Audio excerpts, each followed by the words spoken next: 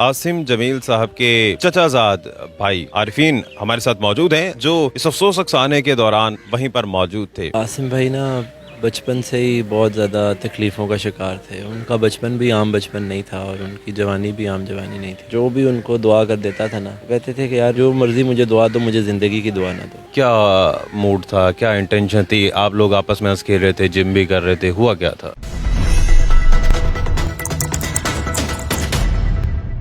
अस्सलाम वालेकुम, आप देख रहे हैं उर्दू पॉइंट। मेरा नाम दानिश हुसैन। आसिम जमील साहब के चचाजाद भाई आरिफीन हमारे साथ मौजूद हैं जो इस अफसोस अफसाने के दौरान वहीं पर मौजूद थे। ना सिर्फ उस वक्त बल्कि उससे पहले भी हमेशा ये मौजूद रहते थे। तो ये सूरत हाल क्या हुई थी, इन्होंने क्या देखा, ये इन्हीं से जानते हैं।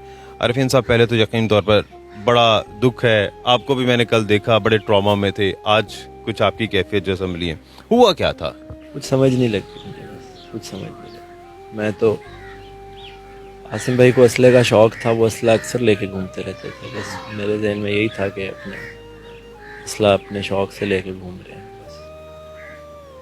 और आपकी आंखों के सामने ही हुआ।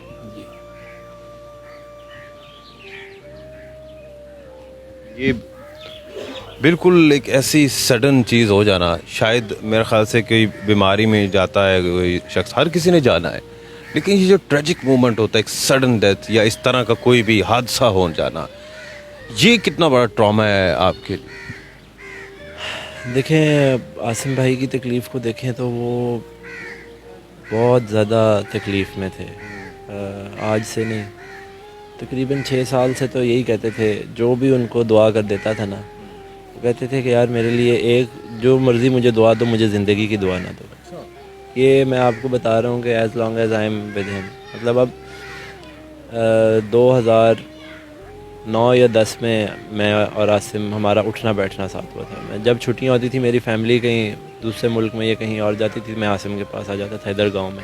आप फैमिली के साथ नहीं जाते थे, यहाँ आ जाते के साथ नहीं जाता था, मैं गांव आ जाता था और हम यहीं पे खेतों में फिरते रहते थे। हमें आसिम भाई को ज़रा खुली तबीयत के थे, तो उनको होता था कि मैं ऐसी जगह सैर पे जाऊँ जहाँ तक मेरी नज़र जाए तो आगे कोई रुकावट ना हो।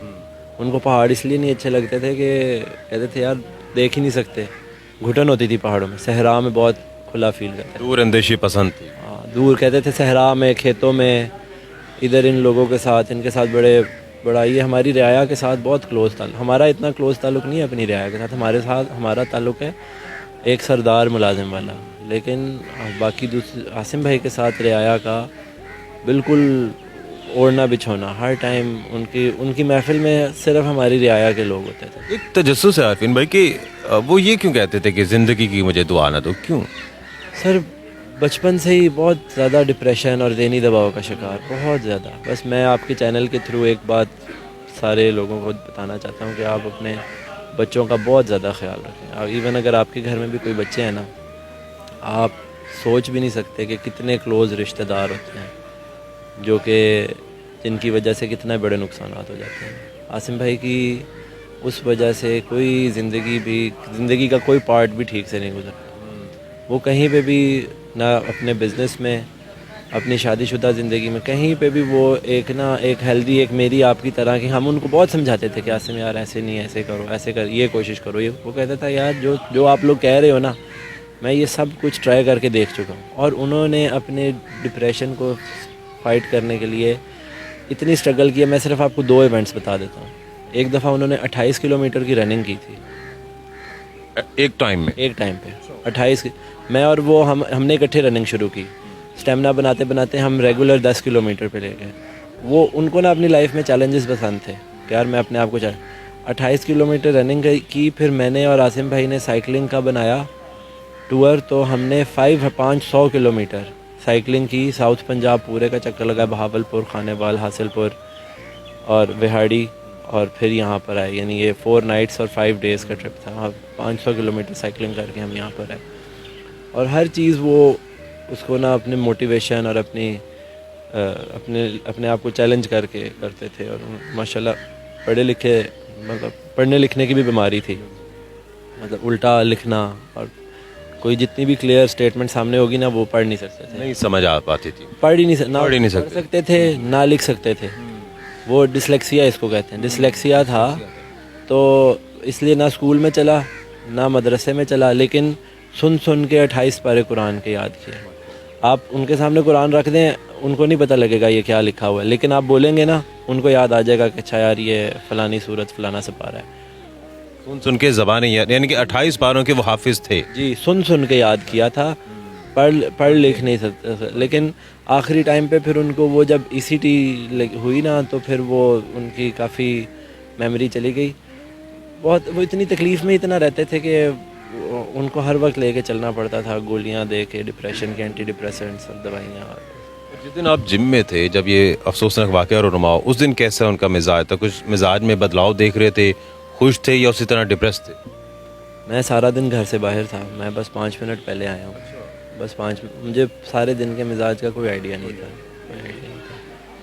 بس وہ شیر آیا والی سٹوری ہے نا کہ آپ کو کوئی بندہ ایک کام کہتا رہتا ہے، آپ کو لگنے لگ جاتا ہے یار فار گرانٹیڈ لے رہے ہیں کیا؟ کہ یار ایسے ہی کہہ رہا ہے، کوئی مسئلہ نہیں ہے.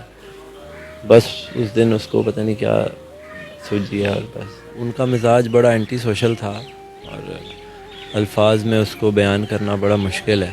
وہ آپ کچھ لوگوں کو ضرورت سے زیادہ غمزدہ دیکھیں گے، اور خاص طور پہ آپ ہماری بستی کے غریب لوگوں کو ضرورت سے زیادہ غمزدہ دیکھیں گے.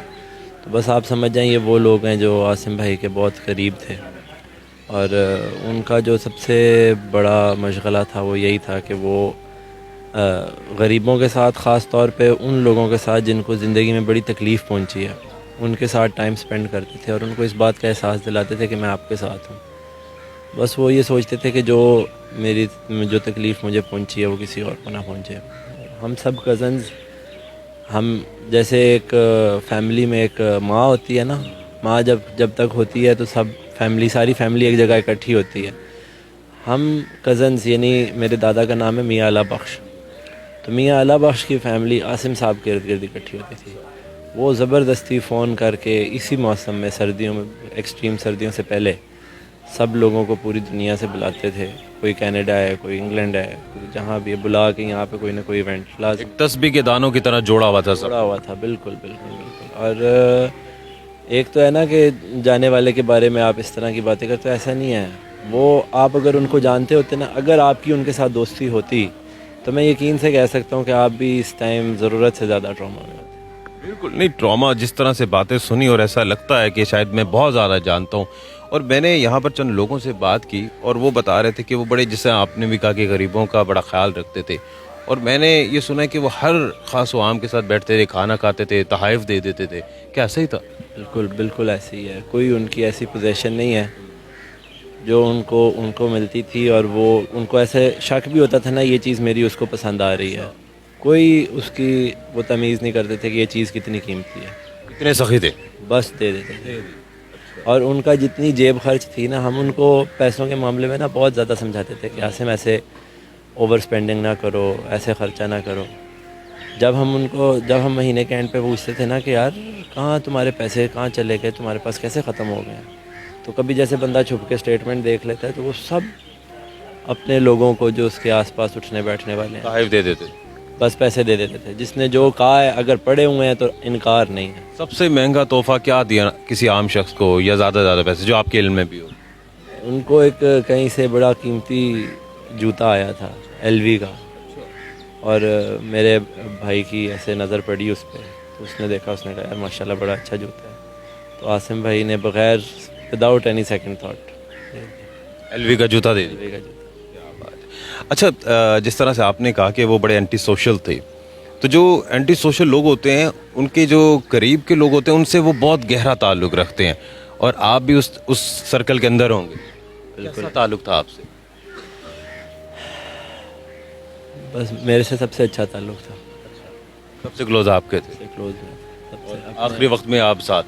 اپنے بھائی سے بھی، ان کے سگے بھائی سے بھی زیادہ کلوز میں تھا، اور سب سے زیادہ کلوز میں آخری وقت میں بھی میں ہی تھا. اللہ تعالیٰ ان کی بخشش کرے، جائے رحمت میں جگہ دے. عارفین جو سب سے کلوز دوست ہیں، اور ان کے بقول اپنے سگے بھائیوں سے بھی زیادہ عاصم بھائی جو ہیں وہ عارفین بھائی کے قریب تھے. دانش حسین کو اجازت دیجیے. اللہ نے کے بان.